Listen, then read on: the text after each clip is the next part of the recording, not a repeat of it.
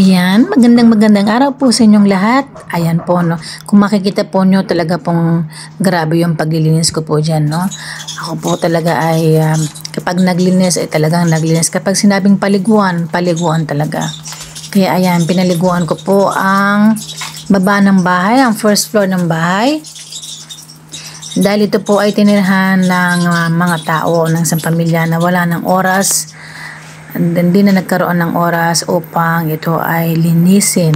Kaya ayan po, no, makikita po nyo, nilagyan ko yan ng Clorox, suka, sabon, baking soda upang nang sa gayon ay ma-sterilize ng maayos at ma-disinfect ng maayos. Partida pa po yan, no. Ang una pong ibinuhos ko dyan ay mainit na tubig o kumukulong tubig.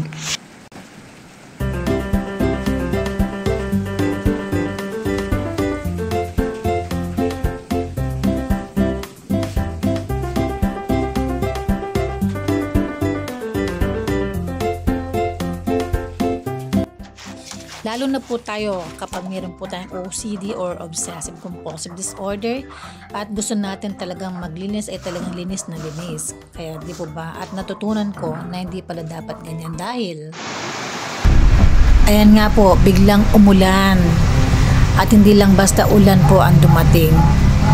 Yan po, ang hindi inaasahan ay talaga pong dumating. At ngayon nga po sa bagyong Krising at Dante o pinaghalong Dante at Krising.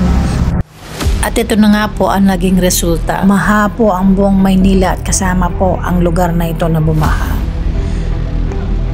Kaya ayan po, napakalalim po ng tubig. At ang ibang tao ay kinakailangan pang maglipat ng mga gamit.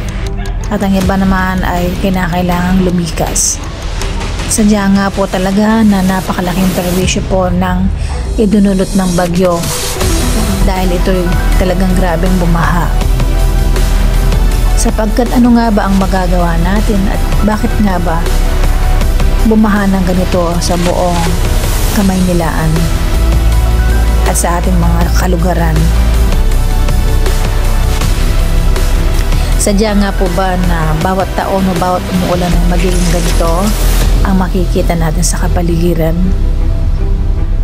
Kaya akin pong natutunan na kahit anong linis mo, kahit ano po ang sinop mo, kapag ang kalikasan talaga ang bumanat, ay wala po talaga tayong magagawa. Hindi natin na kontrolado ang mga nangyayari at mga mangyayari pa. Sa mga pagkakataong pong ito ay talagang tanging dasal po sa ating Panginoon ang makakatulong sa atin at yakapin at tanggapin ng maayos kung ano pa yung mga susunod na mga magaganap at kaganapan.